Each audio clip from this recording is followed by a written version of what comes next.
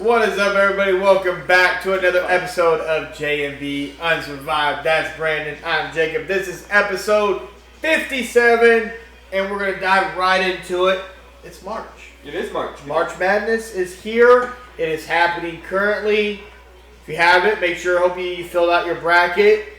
24 million brackets were done. Yep. And it was a record of how many that were done. So, hopefully you guys got your brackets filled out for the men's and women's. Don't forget the women's because both sides are going to be really good. When it comes to the men's side of the college basketball, I really can't definitively pick a team that I think could win it all because everyone's been basically beat this year. Everyone has been number one, has been top dog, has been knocked off by an underdog or whatever. So when it comes to the men's, I'd be very curious to see who gets all the way down as it gets closer down. Obviously, we're going to bring you the information and talk about it. On the women's side, though, it could be Notre Dame, it could be UConn, USC, Texas. Texas has been outstanding this year. Or it could be none of them schools, and they could all be knocked out, and we could be looking at, something different, or LSU. But like I said, games are going on. Make sure you're tuning in. We got them pulled up. Well, we already had a big upset. We already did. 54% of the bracket. Yep, Creighton knocked out Louisville. That pretty much took out over half. Like Brandon said, 56% of the brackets gone because everyone picked Louisville, and Louisville lost by 10, I believe it was. They lost by 14. They lost by 14. So 89-75. Speaking of college basketball, though, when it comes to the national championship, 100% of the national championships since 1997 are located east of the line. So if you go down pretty much from, the east side of Kansas all over has all been won.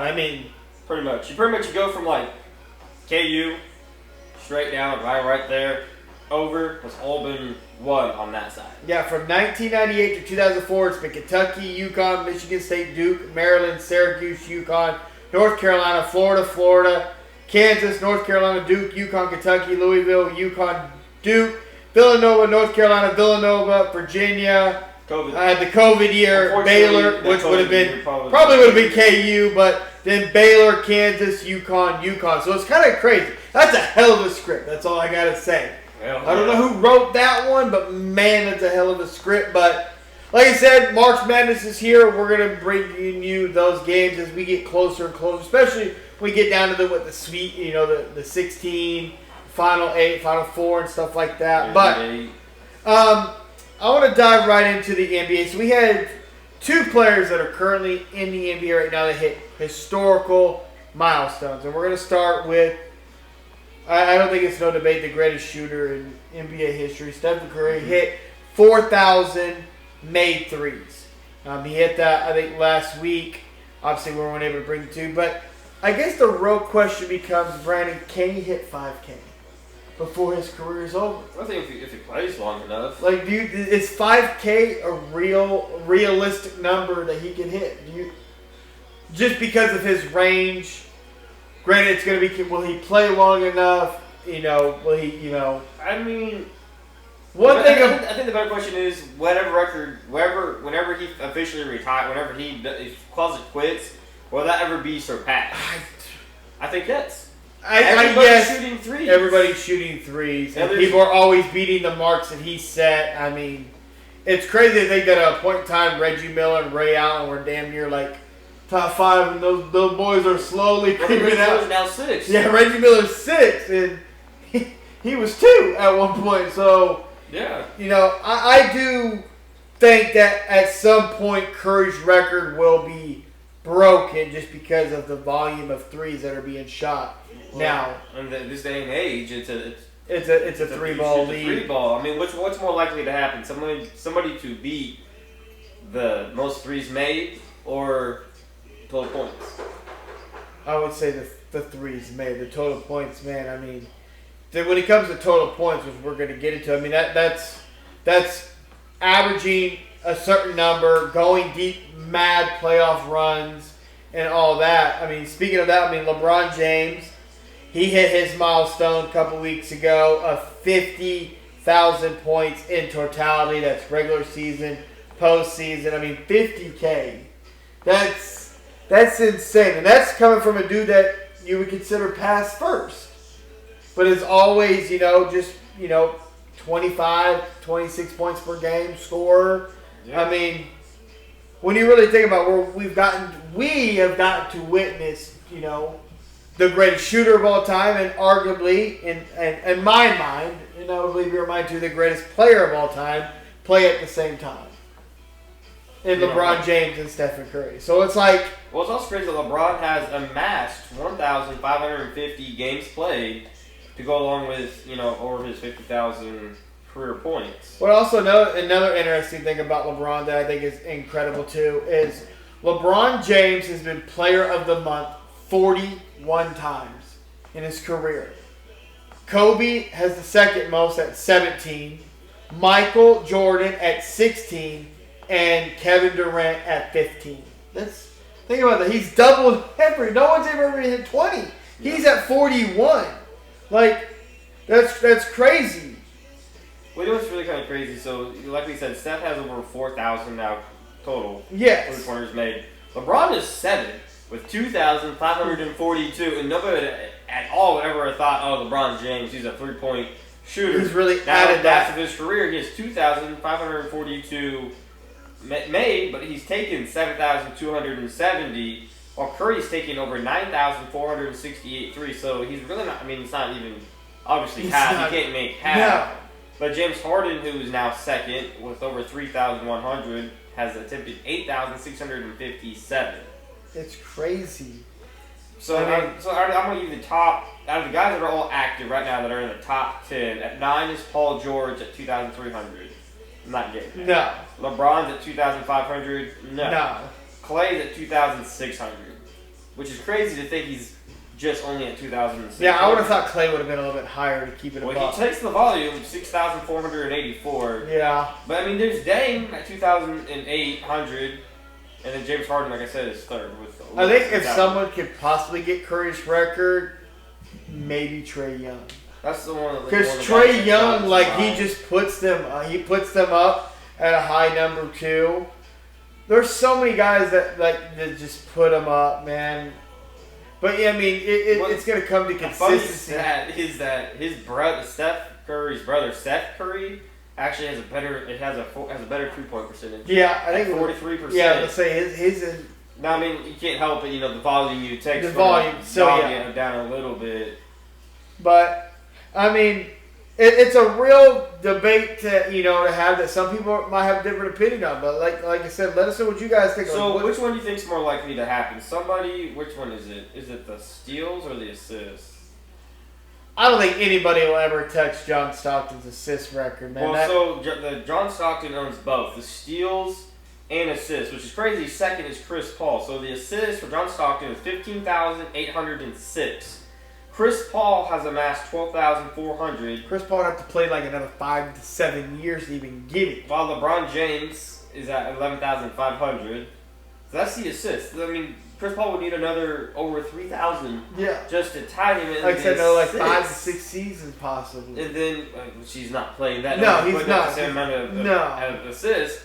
But steals is still Stockton at 3,265. With Chris Paul at 2,700. LeBron James, who no one says, he wasn't not a great defender, is number 6 at 2,327 steals. Those two records, the assist record, I don't think you'll ever see anybody break that unless we just have a guy that comes in and it's and also your guy has to knock down the shot too. And that's a big thing. John Stockton had Karl Malone. There's a reason why Karl Malone is in one of the top, total points all time because he's third. He was getting the ball from Stockton, coming down the lane, that pick and roll, that pick and pop. It was just, I need to go back and look at the footage and see if them are real assists because in 2K, I feel like I'm losing assists on my total assist record. Well, so, on the assists, the only other active player is Russell Westbrook with 9,864. We all can agree. I mean, all the triple doubles he puts up, he's still not going to get there. No. And on the steals, the only other there's no active player in the top 10 in steals. You got LeBron and Chris Paul. I think this. I don't think you'll ever. Steals, assists, and when LeBron finally calls it quits, anybody ever touch those? But it's tough because I don't think anybody ever thought, and I never thought LeBron and anybody would ever get to Kareem's record. And then when LeBron was approaching it, we had deep conversations like, damn, like LeBron. But when, like you said, when LeBron hangs this up, nobody will touch that total because. Look how long LeBron did it. His durability, how all the deep runs at a high level. His prime is your favorite player's prime numbers now as a 40-year-old LeBron James. So yeah, those records will never be touched. I mean, it's really crazy to see how many rebounds total. Like Wilt has 23,000 rebounds. Bill Russell 21,000. Kareem 17,000. There is no active player in rebounds or blocks in the league right now that's in the top 10. Do you see anybody that could be in those? Like, does a Wemby intrigue you? I think Wemby on blocks. I don't necessarily know rebounds. If rebounds will be tough because now it's like back then it was your big man, your forwards grab. Now your guards, everybody's grabbing your boards. So the rebound record I don't ever see really being touched just because of the way that rebounding is now. Especially with guards getting in there and doing dirty work, centers are not really wanting to. I mean, I guess the big man's kind of been phased out in the such of the big man has to be able to do more than just grab rebounds and go and bang in the paint. Yeah. But there's just it's crazy to think that the number 10 in most rebounds is Dwight Howard. Yeah. And I mean he was the most recent player out of them. KG is 9th with 14,000. Tim Duncan was 6th. So when it comes to the records, guys, there's just some records that have been broken that I don't think will be broke. Some I think can be, and then there's records that I don't think you'll ever see get touched. Some people might, come close to it in the instance of you might be 3,000 or 4,000 away, but we'll just never get there. I think the only honestly gettable record that actually really does seem because a lot of these records, think about football, you see the records getting broken kind of all the time, especially with them adding more games. But I don't necessarily ever see anybody getting the points or the assists or the steals or even rebounding for that matter, just because no one's even close. The blocks I could see potentially if Wemby can stay healthy, but yeah. I do think the 3-ball. I think the most three-pointers made. I do think that will be got at some point with how the league is going. Yeah, I would agree with that. So, but let us know what you think. What records do you think can and won't be broken? And I'll be curious to see what you guys think. Another thing that went down in the NBA that we've talked about previously. Obviously, we know we had a conversation about Andre Iguodala, his jersey being retired, and we had some mixed emotions on that one. Tony Allen. For everyone that doesn't know Tony Allen was a defensive type of guy. Yeah. Was not gonna score the ball. He if you know the meme, first team all defense, that was Tony Allen. The Memphis Grizzlies retired Tony Allen's number 9. Now Tony Allen was only a 6-time all defensive player. He did win a chip with Boston in 07-08.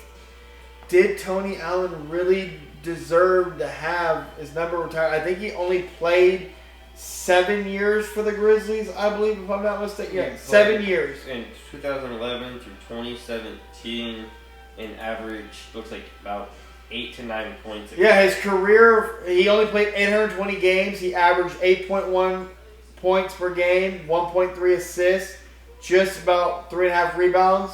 Shot 47.5% from the field and 28% from 3, is 70% from the free throw line.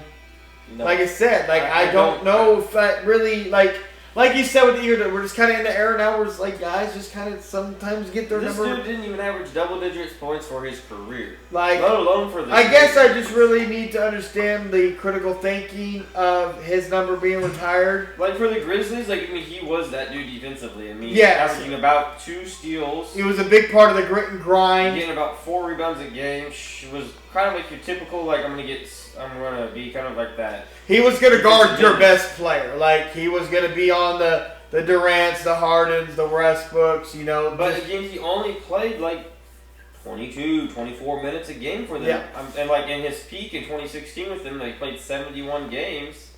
Played 27 minutes, 9 points. Well, it's crazy. If you look at his scoring, his best year scoring was the 06-07 season with Boston, where he averaged 11.5 points. That was the only year he ever cracked double digits. He came close again, cracking it in 2011-2012 with the Grizzlies at 9.8. I don't know how you're getting your shit retired. I don't know how you're getting retired. Like I said, it's a tough one. When I saw they were retired, man, I just really kind of like, if you don't know, go to Basketball Reference, Football Reference, same thing. And you can type in, it just gives you everything about that player, from when they were drafted, hometown, weight, all their achievements, scoring totals, regular season, playoffs. That's where we go for our information. When you really just go look at Tony Allen, it's like, wow, you were an NBA champion 08, and you were a 6-time all-defensive player. I just don't really think that.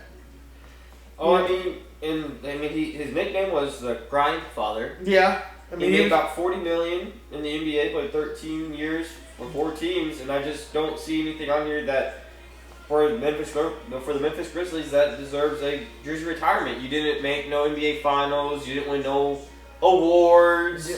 I'm confused on what makes you such a stalwart for that franchise. Well, let's see. In 2010-2011, he finished 4th in Defensive Player of the Year and 11th in Sixth Man of the Year.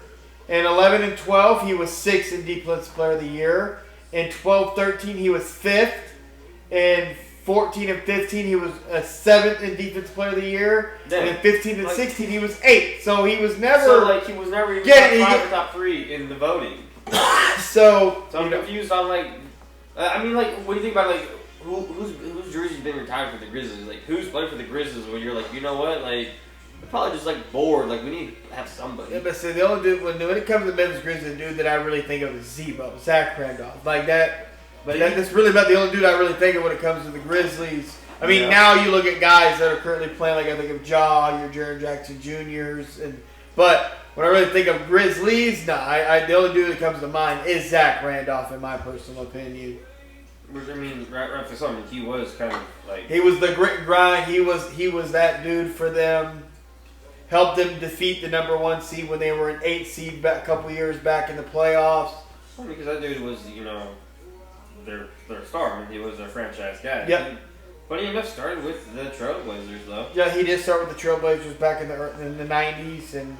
So, but let us know what you think. How do you feel about Tony Allen's jersey getting retired? Like I said, we both obviously agree that his number should not be retired. He just didn't do enough. But again, we're in a different era now, and it's something that we're having to accept. May not agree with, but it's almost just kind of like everybody gets a participation trophy. Like, oh, well, like, you played for us. Like, here, we'll retire your jersey. So... But in other news in the NBA, Paul George and the 76ers, we got to talk about it. So Paul George, it's not been great for him after leaving the Clippers. Well, not really leaving the Clippers. See, not quite gone with Paul George. I was quite curious. Oh, go ahead. Zach Randolph was the very first player in Grizzlies history or organization to have his jersey retired. Yep. That's the dude I think of when it comes to the Grizzlies, right? Rightfully so. Zach Randolph, dude. Zebo. Like, you go. My famous quote for him when he was on the free throw line with DeMarcus Cousins, "Where I'm from, bullies get bullied." Like he was gonna. I just think it's almost suiting of an honor to have Tony Allen as second old time in franchise history to have your jersey retired. Yeah.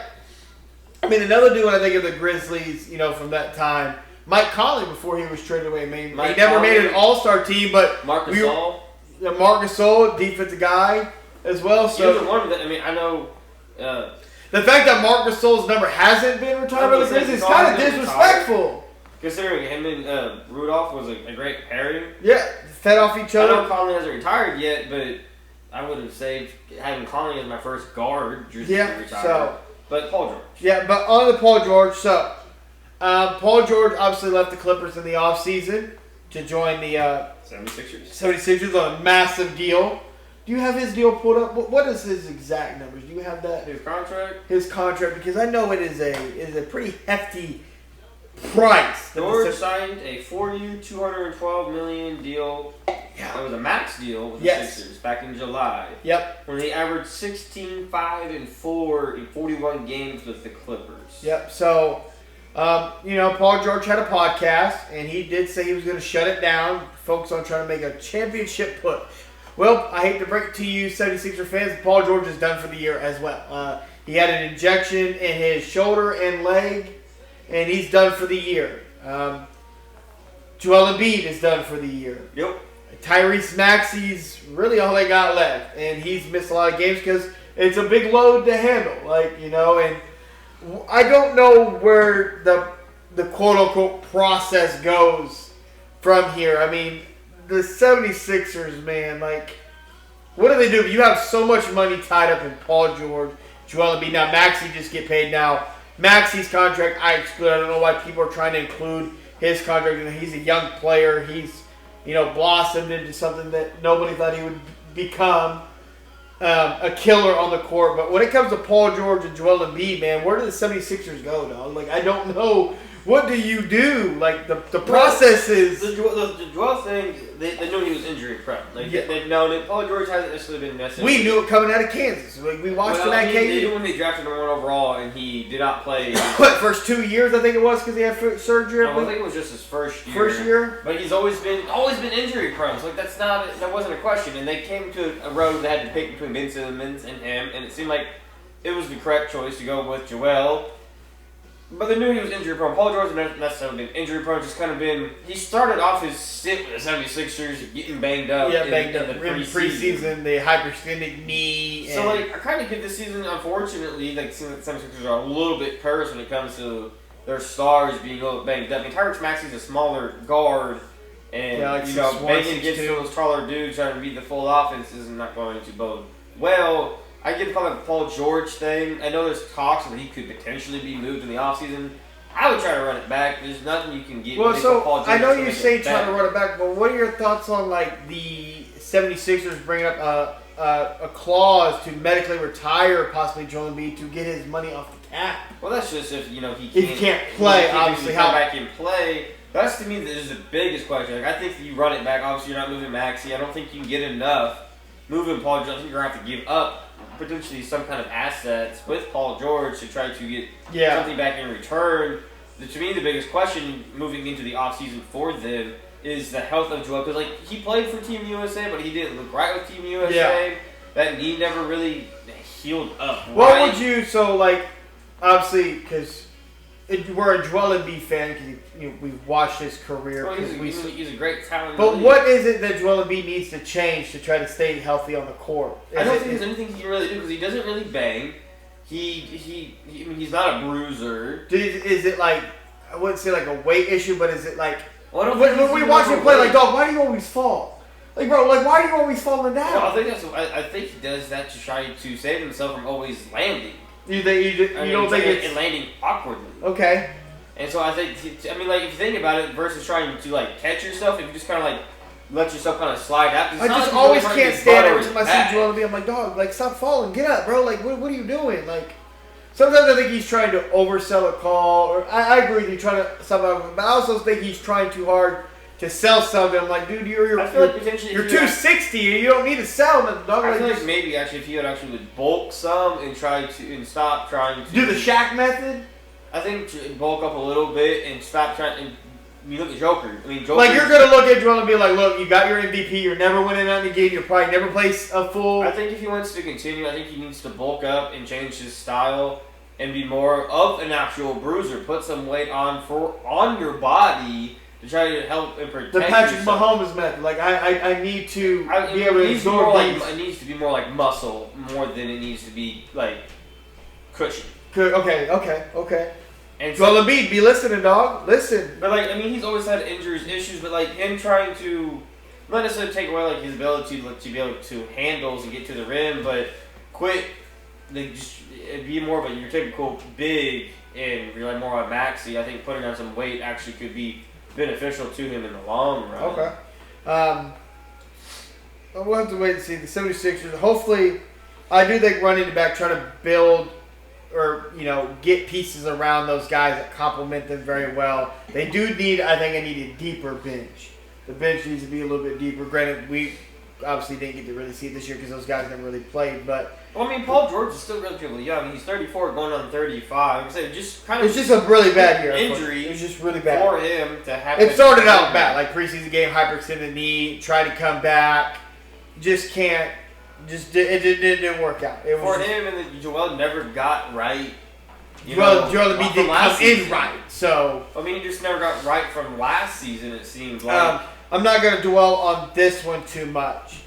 Nikola Jokic, Stephen Curry, LeBron James, Kawhi Leonard, Giannis Antetokounmpo are the only NBA players that have nothing left to prove that are currently active players in the NBA. Those are the only guys that have nothing to prove. Do you agree with that? So let's go down your list. So we got Nikola Jokic, three-time MVP, one-time champion. In terms of what he wants to be able to,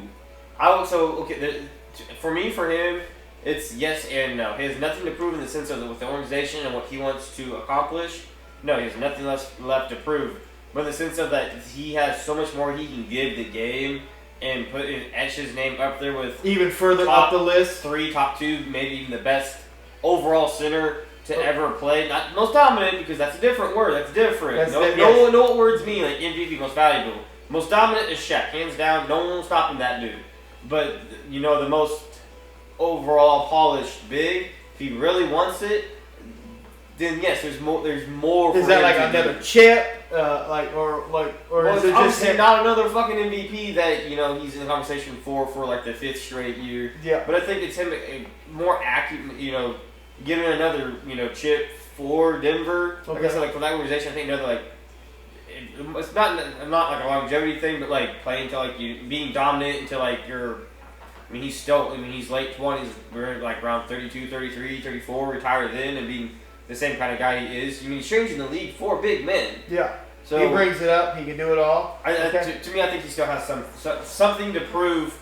He has more to give the game. Okay. But I don't necessarily think he's actually going to ever give it. I think he'll call it quits before that time. We got Stephen Curry, greatest shooter of all time, 4-time NBA champion, 2-time league MVP, unanimous MVP.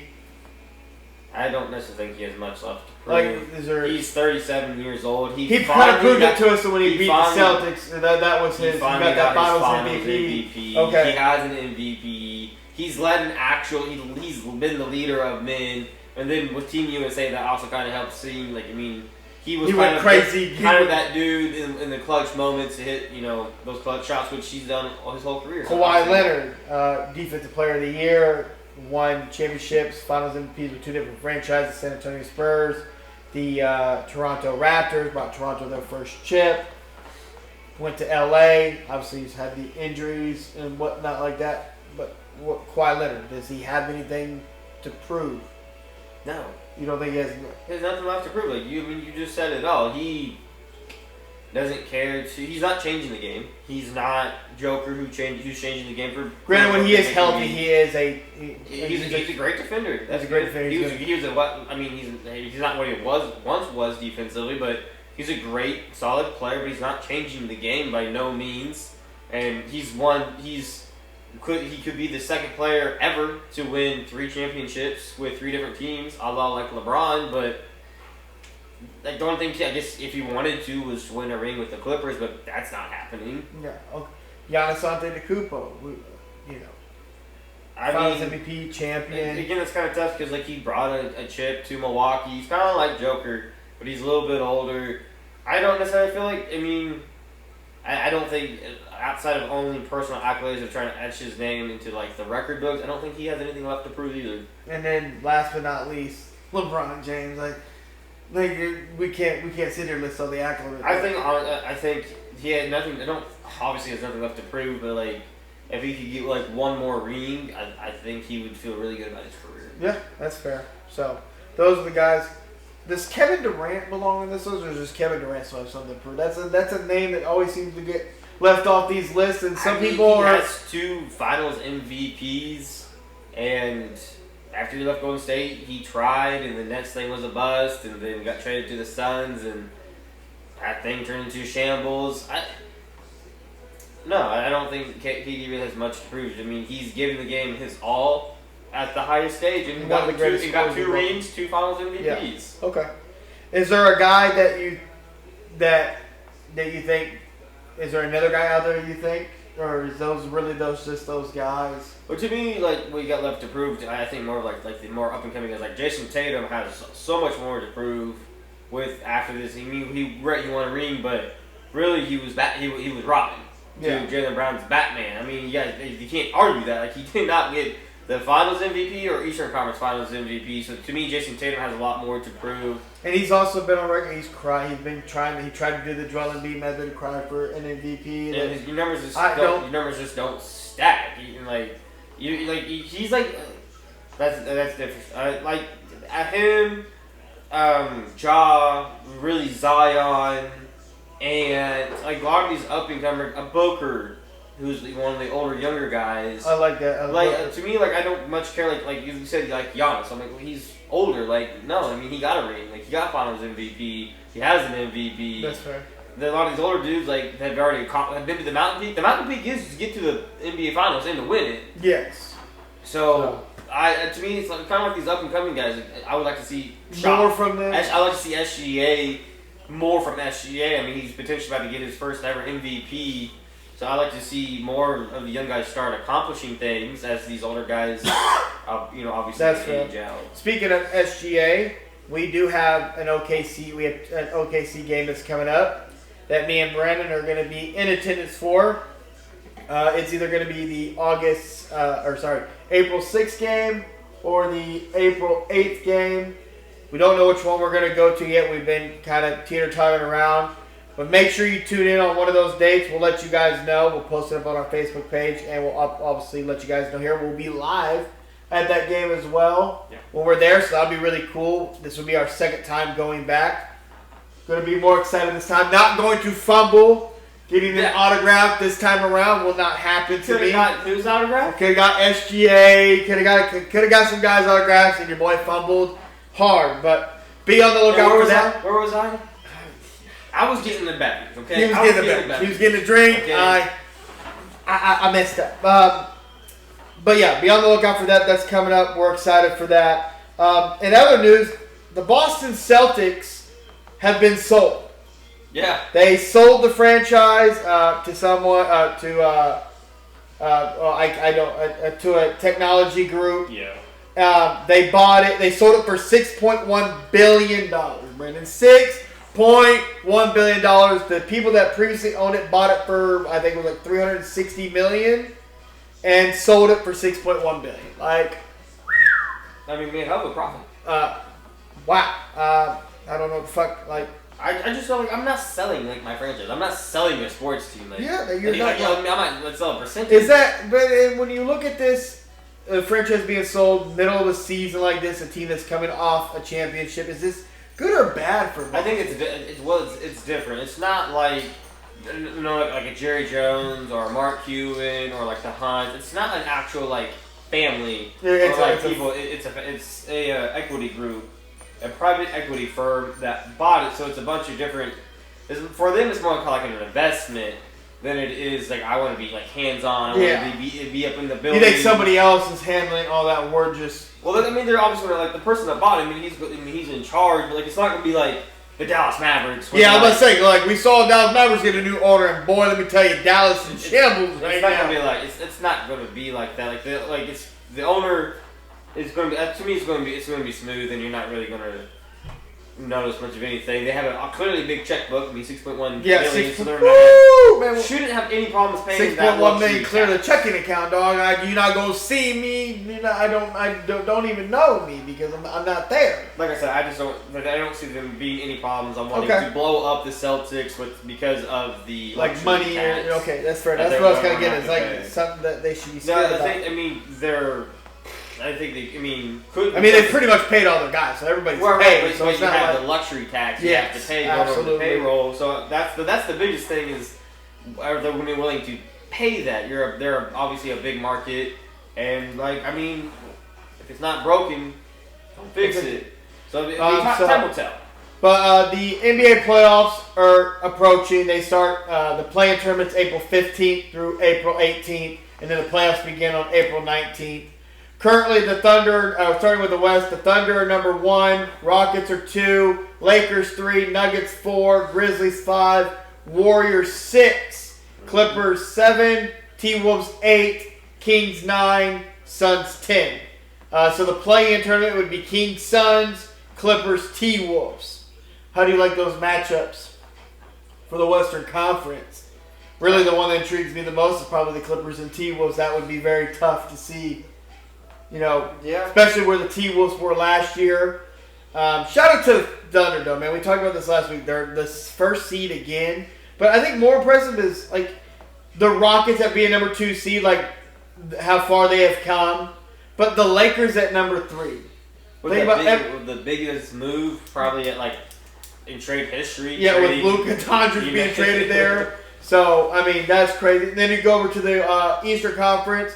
Cavs 1, Celtics 2, Knicks 3, Pacers 4, Bucks 5, Pistons 6, and then Hawks 7, Magic 8, Bulls 9, and the Miami Heat at number 10. Can we just okay? I just want to do a little thing. Y'all act like a little something. Start at 10 in the East. Their record 29 and 40. 33 and 37. Well, 9th. 29 and 40. 35 and 33 in the West. 8th. 32 and 38. 40 and 31. Number 7, 33 and 36. 39 and 30 for the Clippers. Oh man. So the fourth overall, the fourth seed in the East, the Pacers are 39 and 29. Yeah, they'd be 7th, 8th in the West. While the Warriors, Grizz, Nuggets, Lakers, Rockets, and of course Thunder will be above them. You're not wrong. Like, there's a big discrepancy in the East. Like the Cavs, Celtics. We'll say the Knicks because 43 wins is 43 wins. But then you have the Pacers, Bucks. Shout out to the Pistons. Shout out to the Pistons though. Like Pistons. Like shout out to Detroit, man. Like poor Wizards. They opened their damn mouth. From back open their damn mouth saying, hey, you can't lose to that. It just kind of show you, like, when you talk about the West, man, the West is just so stagnant, and you look at the East, and it's like, the East is like your participation trophy in a lot of ways. It is not to be disrespectful, but, like, look, like you said, look at the record. Very much disrespectful. The Heat are all, like, on a 10-game losing streak, and are still in a play-in type of... Whoa. 9. Oh, no, sorry. 9-game losing streak right now. Come on. So out of the East, give me 2 teams that that have surprised you, good or bad. Be the Pistons and Orlando for me. Paolo, those 2 teams because of the young talent. They're homegrown. These are guys that they drafted, have developed. I mean, let's be real. Pistons have been a laughing stock. Kind of down there with the Wizards. Now, again, the Wizards are still a laughing stock, but they're trying. But Detroit, J.B. Bickerstaff, was the Cleveland Cavaliers head coach last year, was fired because, let's be real, Donovan Mitchell and Darius Garland had some issues, so they moved the head coach, brought in Kenny Atkins. He's got those 2 guys on the same page. J.B. goes down to Detroit and has them in the 6th seed in the playoff. And we're literally having conversations about, can the Pistons upset the Knicks? And people are like, well, no. Yes! The Pistons can absolutely upset the fucking Knicks if the playoffs started today. It's a possibility. Well, everything's a possibility, but it is a best of 7. Yes. Get 1 game, maybe 2, maybe. So, but yes, for me, it is the Pistons and the Orlando Magic for those 2 reasons. I don't necessarily think the Knicks, I don't think the Pistons match up well with the Knicks. But for me, I would say, honestly, it is the Cavs because of the offseason dilemma they have with the 2 guards. Yes. And then, honestly, I just didn't expect them to be 56 and 13. And then, for me, though, it's kind of the 76ers. I was quite curious to see what that 3-headed monster would look like. And that was kind of cool. Oh, you just say good or bad. Yeah, the 76ers has been an absolute... But, the Bucks riding the shit as well from the really rough start. Traded Chris Middleton away, man. And brought in Kyle Kuzma. Just never stay out there, so give him to the Wizards. Gave him to the Wizards, and he stayed with the Wizards. Go to the Western Conference, my guy. Good or bad, 2 teams. So obviously, either one. Honestly, surprising is the Rockets. And yes. Moving 45-25, the Rockets are. I just don't want to see the Rockets try to go big fish hunting and try to go get a KD. Because they keep linking him. A big game. Like if you can get him in free agency and keep your talent, yes. Yes. Or just move or give draft capital, yes. But don't give these up. young teams develop these young talent and are like, ooh, we need a superstar.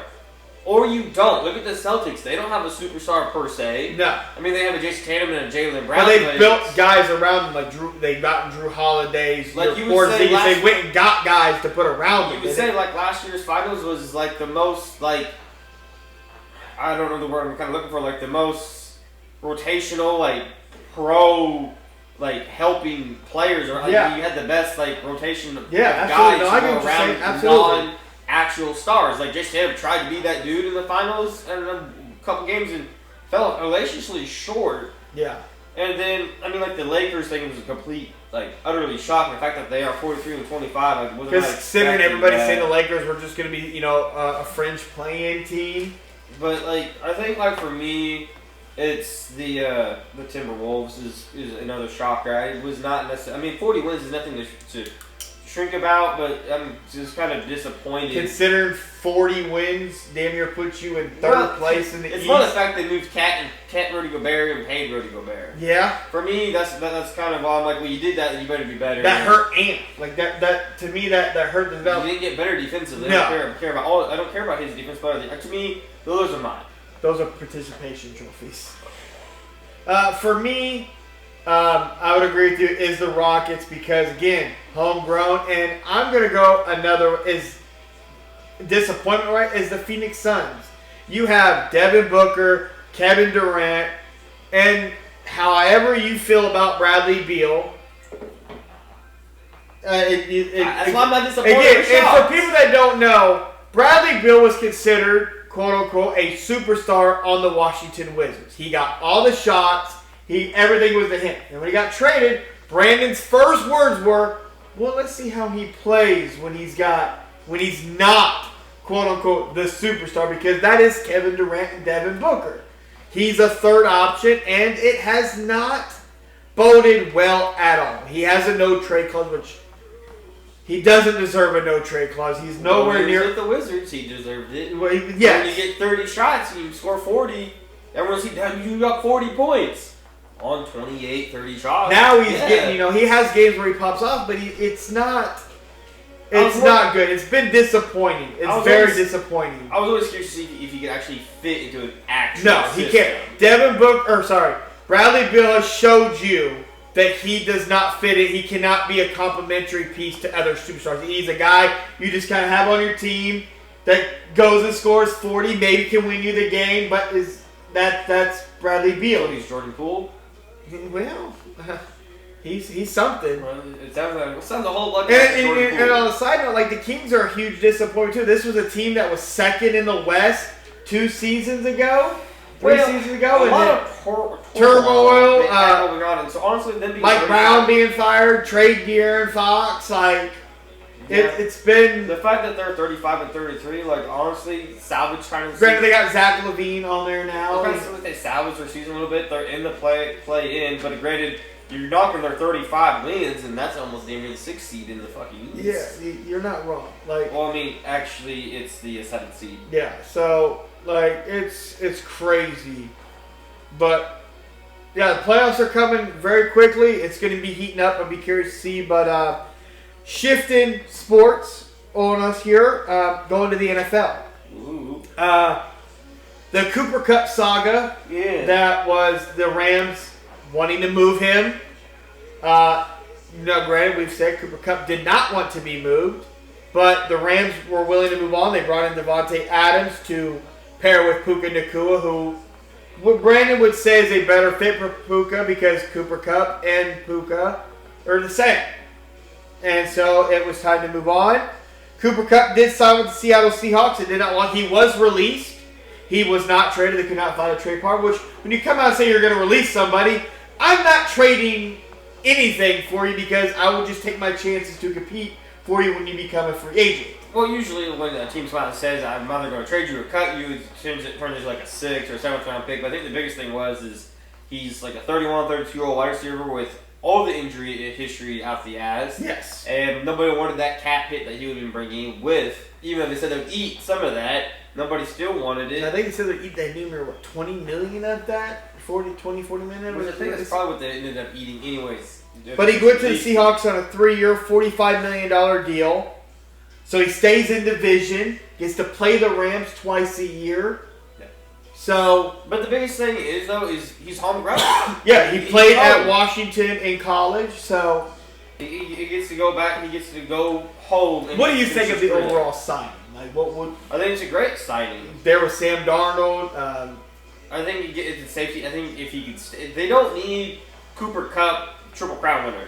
They need Cooper Kupp just to stay healthy. Yeah. They just need him to be that. And I think for the common fan, it would be nice to see him stay healthy. After that Super Bowl run, it's just been. Well, nobody can be a DK, but I think he can be just as, if not more, productive with Seattle than DK. He just needs to play that Tyler Lockett role. Catch the ball and fall down. Don't try to take unnecessary hits. Just fall down. Like, that's okay. Get back up. Sounds kind of like Stephon Diggs really catch the fall down and charges. We just need him to stay healthy, so I'm curious to see how the Seattle Seahawks will use him. Yep. But you definitely give Sam Darnold, who's coming off his best year as a pro in the NFL. I think having him there paired with Smith on the other side is going to be a great But I will pair. give you this, though. How Seattle constructed Sam Darnold's and Cooper Kupp's contract, very smart by the organization and the players. Doesn't really hurt them. You know, a lot of guaranteed money up front, a lot of no dead money in the back. Yeah. Stuff like that. So, very important. If you guys did not know that, pay attention to the contract because Seattle did a very good job at also protecting themselves by bringing in these players as well. Well, it also kind of makes you think maybe does Seattle look at taking a quarterback and then in the draft. Yeah, could be. And kind of using Sam Darnold potentially as a stopgap. Yeah, absolutely.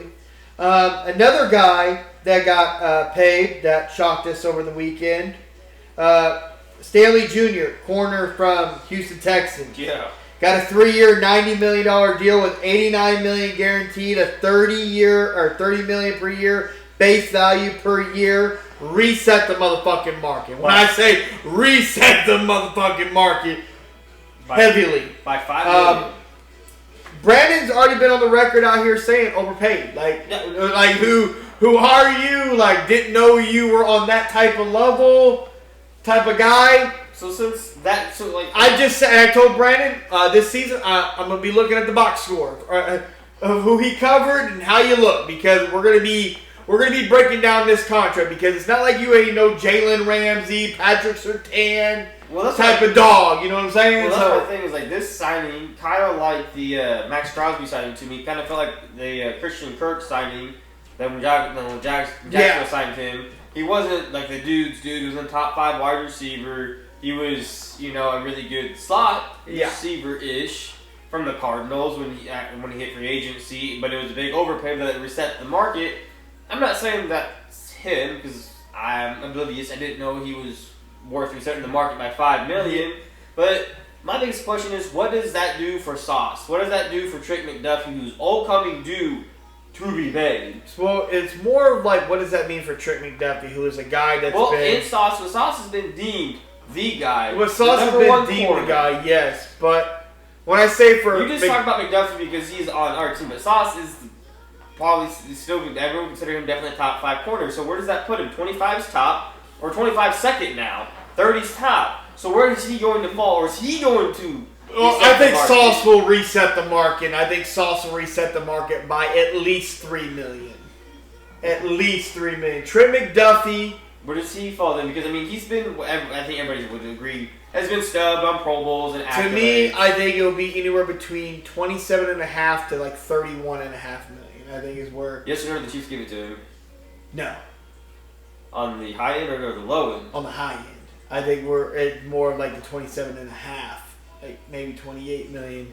I personally believe. I don't think we'll overpay him. I don't think we'll. Yeah, I don't think we're going to be overpaying at all. And I think Kansas City has shown that. But also, a lot of our guys are very adamant about. But I'm just kind of curious. But where did they figure out the $30 million? Like, how'd you fall on 30? If it was 25, how did I fall on 30? Well, how many interceptions did Stanley? I have Daniel Hunter though. Danny Hunter did. He also got paid too. 1 year, $35 million, I believe it was. So he got paid as well. Daniel Hunter. Daniel Hunter got $35.6 million, making him the second highest paid D over Max Crosby, but below Myles Garrett. But third highest non-paid QB. Yeah, behind. And it's only a 1 year deal too, which is crazy. Like, well, I mean, yeah. Derek Stingley's stats. Like, what did he have? Well, apparently he's made at least one Pro Bowl. He, in his 3 years, he has 11 interceptions, 1 sack, and 136 total tackles. How many of those interceptions were last year? Or this past season? Past 2 years, he's been 5-5. Oh man.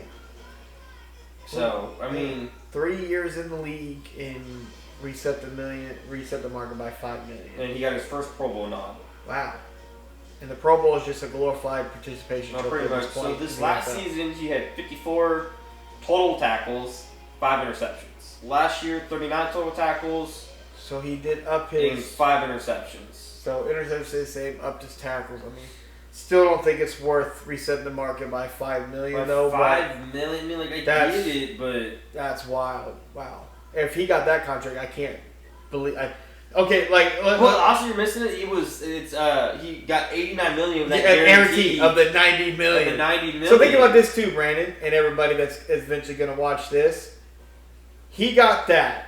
What the fuck do you think Will Anderson Jr. is going to get? So here's a little bit more information. His 18 passes defended ranked second in the NFL, the same as his 84.4 PFF coverage grade among corners. Stingley earned such a mark in part by limiting opponents to 40 catches on 90 targets as the nearest defender, good for 46% completion percentage and 56.9 passer rating allowed.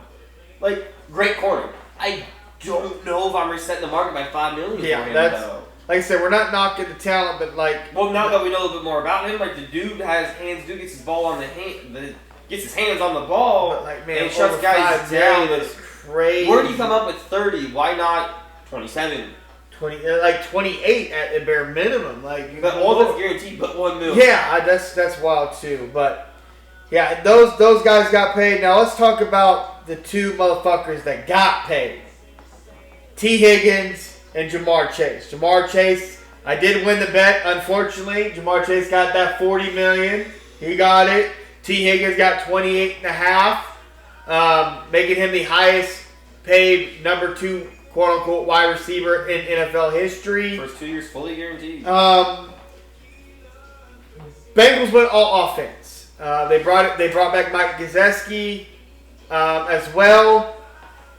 Those guys got paid. They kept the core together. Everybody's happy. Bengal fans are probably woohoo through the ceiling. What the fuck does this mean for Trey Henderson, dog? Your sack leader. What does that mean for him? Because last I read, they are far apart. He's willing to sit out. Like, he wants out, and the asking price for him is too steep. He's going to be 32, 33 years old. I believe this upcoming season. I think he's 32 now. Or he's 30. He's 30, so he's going to be 31 this upcoming season. Just came off his best year. Sack leader, 17.5 sacks. Wanted to be paid last year. They didn't want to do it. Well, actually. Oh no.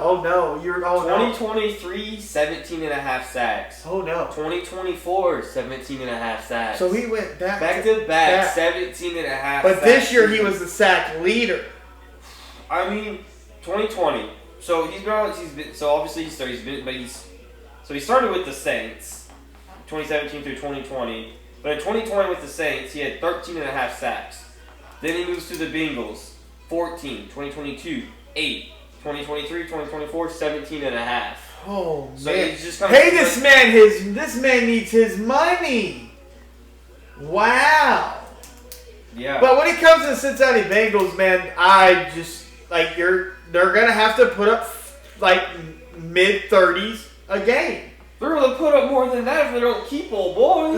Well, they already lost their other DN. He retired after 7 years there. With the Bengals, he has, out of 4 years, he has 3 double-digit sacks. From 2020 to 2024, there's one time, and I do believe he was banged up a little bit in 2022. Honestly, actually pretty. I knew the dude was a beast, and he needs to be paid. But I thought he was a little bit older than. I thought he was closer to 32, 33. I thought he was close to 32, 33 as well. I mean, the dude's going to get paid. How are you going to let me? No. Oh, that's another fumble of the bag. They could have paid him last year. The Cincinnati Bengals could have kept so many people on the roster if they would have just paid them when they should have paid them. With how the instead of making them wait. Yes. I mean. Wow, yeah, back-to-back 17.5 game, game seasons. Getting back, I feel bad for Trey, but is Jamar Chase worth $40 million? It's $5 million more than Justin Jefferson. Again, weren't you we knew where they kind of found the numbers. Yeah, he was the Triple Crown winner, but where did that lead? Nowhere. He didn't make the playoffs. Well, he didn't even win the Offensive Player of the Year award. He didn't even get a vote. Not a single. Fuck was given to him. Okay, was Myles Garrett worth the $40 million that he's getting? Well, he does have a Defensive Player of the Year trophy. Yeah, that's true. Jamar Chase, he was going to be the highest non-paid. I don't think Crosby really deserved the money he got. No, he had 8 sacks last season, so it's don't get me wrong, Max Crosby's a dog, but I didn't think he was worth highest paid at that moment when he got it, highest paid non-quarterback in NFL history. Type of money. Last year he had 7.5. The year before Crosby went 14.5. The year before that he went 12.5.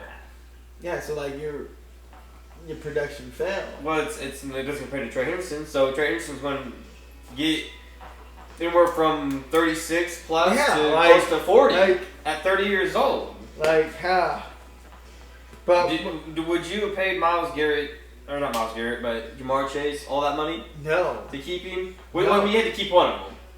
I would have kept T. Higgins. Well, I would have paid T. Higgins. I just think T. Higgins can give me more out of the route tree as a wide receiver than Jamar Chase. We were dogging on. I'm still kind of stuck with Trey Henderson in the Bengals not wanting to pay him or get that deal done. Myles Garrett's 29, and he was born in '95. He's a young 29. He was born in December. He's a young 29. But Myles Garrett, the past 3 years, 2022, 16, 2023, 14, 2024, 14 sacks. So Myles Garrett is well worth the money when it comes to getting sacks. So Max Crosby, pretty much the Max Crosby money made Trey Henderson be like, hey. Max Crosby boosted Myles Garrett to stay with the Browns, which then boosted how much you had to pay Jamar Chase. To me, the T. Higgins contract is about right. That's how he's about to get it. You thought he was going to get a little bit closer to 30. I thought he was closer to 30. 28 is not too bad. No. And his contract's pretty much going to come up because I think it's a 4-year deal, but the first 2 years fully guaranteed. Yep. So clearly he's looking to cash in after 2 years, probably somewhere else, I would assume, when he's 28, 29. Yep. Jamar Chase being the highest paid. You took too long. Yeah, you should have paid him last year. Should have paid T. Higgins the year before if you wanted to keep them all. And honestly, we've seen this before. Having all offense doesn't win championships. Yeah. So it never has. The last outlier that actually probably had the most potent offense was that offense is going to have to put up serious numbers. Especially think about when's the last time a great offense won a Super Bowl was probably the greatest field on turf was the Rams. Yeah. So we'll have to see how that works out. Granted, we'll be talking about them a lot more later if we get closer to football. You guys remember we did the new segment that we did where we went through each division team by team, what we thought they needed to add and stuff to be Super Bowl contenders. Well, now we're going to give them off-season grades on acquisitions, departures, stuff like that. We are going to do AFC and NFC South. We're going to start with the NFC South. We're going to start with the Buccaneers. What would be a collective grade, we think? To me, I would say a solid B. I give them a B+. They retained Chris Godwin. I think they brought in some good help on the defensive side. I think retaining Chris Godwin was all worth the B plus. Yeah. Retaining him, homegrown talent, everything they've done seems pretty solid. So I'd give them a solid And B they play in plus. the NFC South as well. So there's. So I mean, they're already better than all teams there. And then the Saints. They like taking Chiefs players. I'd give them like a C minus. Oh, yeah, yeah. I would agree with you. Like, I mean, they signed Justin Reed, which is good. I don't know where they get all this money because they're always negative in the cap, but I don't know what the Saints are really doing. They can't Derek Carr, and I'm like, that you can't really I don't know what Kellen Moore's going to do, but he's going to have to figure it the fuck out. Mainly my grade's on because I want them to blow it up. Yeah, they do need to blow it up. The Carolina Panthers. What was your grade? Oh, I agree with you, C minus. Okay. No, I agree with you. Carolina Panthers. What do we like? I'm just tossing them a solid B. I mean, They didn't make nothing overly too splashy. Yeah, I was gonna for me. I was gonna say C plus. Like it just wasn't enough for me to give them a B. I don't think they necessarily had. Granted, there wasn't a whole lot out in the free agency For them to go and kind of get for Bryce Young. But I'm really looking forward to like their head coaching intact for him was kind of a big move. More for me. I'm looking forward for them. What do they do in the draft? Addressing a lot of needs. Obviously, it's going to be a young team. It's going to be growing pains. But the Atlanta Falcons. I mean, they get Kirk Cousins. I mean, I'd give them a C plus for the moves they've made. I'd say C minus for me.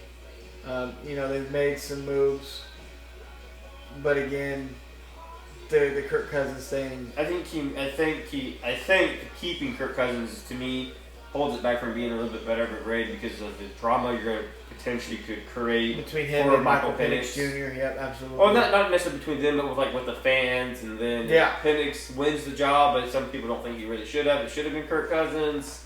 But we also felt like last year Kirk Cousins should have just finished it out. Like you went through all of it anyway. Should have just stuck it out and then moved him and then let Penix come in this year and just. I just think it's potentially could be a very unnecessary evil. Yeah. But they paid him though, so shout out Kirk Cousins. He's still getting paid. I mean, he's still getting paid. Tennessee Titans. They have the number 1 overall pick. D plus because honestly, everything comes down to what they do in the draft. Yeah. So far, I would agree with you. Yeah, D plus, anywhere in the D, like D minus, D plus, whatever. I don't know what they. Yeah. Jacksonville Jaguars. To me, it is a D because everybody that they paid a couple years ago, they pretty much let go. Yeah. They didn't bring anything really in. They did address some offensive line things, but it's a D for me because you overpaid certain players, reset the market with those players. Those players are now either been traded or released. I don't like Evan Ingram released. You were going to release Christian Kirk, but then ended up trading him to the Houston Texans. So I give him a C, just a flat C. That's fair. Okay. Indianapolis Colts. I give them a C plus. They brought in Daniel Jones, and I don't. To me, it's unfortunate because I look at this team; they have a lot of talent, but for me, it is I would be very generous. It's a very generous C plus for me. I just think Richardson has enough. I think he can be their quarterback if he can stay healthy and get have belief and faith instilled into him. Yeah, and it's like competition is never a bad thing. He needs them to believe in him. Finally, the Panthers believed in Bryce Young after he got benched and came back. That's the type of love he needs, and he's not getting it down there in Indianapolis, and that's what he needs. And then the Daniel Jones sign, I don't think that helps stats. I don't think it necessarily hurts. It don't hurt because good competition's always good. AR should definitely know that he's better than him. Absolutely. Like off the rip, like coming out of the locker room, putting your cleats on, shoulder pads on, like I'm better than you. But the Houston Texans. This may surprise you, but to me, I think it is a D minus, D plus, D minus type of thing. I don't like the pain of Stidham, even though we learned about. I don't like the reset the market by $5 million. You paid Larry Tunzel, then trade his ass. I don't care about the penalties. We have a guy that gets penalties too. You didn't see us move him. Yeah, I get you're trying to save $40 million over 2 years, so that's $20 million a year. They have to pay the corner. You're going to have to pay Will Anderson Jr., C.J. Stroud. I didn't like anything. They traded for Christian Kirk. Don't know what that really does They need some wide receivers. The wide receiver that's out, he got hurt. He's out all of this season as well with the gruesome knee injury that he suffered by his own teammate against Kansas City Chiefs. So for me, it is a D-, D+, just because I think you took a tremendous step back. I don't necessarily like them getting rid of their left tackle or one of their starting guards. And restarting the market that big is questionable, but also they felt like he was worth keeping, and with all that guaranteed money, I mean, I'm going to put my faith in them. I'm going to give them a solid B. I mean, it was average. I mean, you got to have some kind of plan to move off of protection, off of, in front of your, young quarterback going through his third year. That's so fair. That's fair. For me, I just did really kind of a C+, but you're going to give the benefit of the doubt. Give them a B. Okay, that's fair. I mean, they're investing in their youth, obviously, so I'm giving them a B. That's fair. I'm not going to argue with you on that. It's just, I'd be very curious to see how they look. Yeah. Going forward. But that is our grade for the AFC and NFC South. We'll be doing more divisions each week. Thank you guys for tuning in. Next week, we're going to have a lot more basketball conversation, obviously, with the March Madness that we already talked about. Going through a lot of the bracket busters that are going to be happening, because it's going to happen.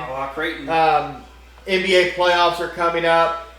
We didn't touch on the NFL draft because we're still about a month away from that, but we will be doing a live thing for that. We'll talk more about that as we get closer. But make sure you hit that subscribe button, guys, and we'll see you guys next week.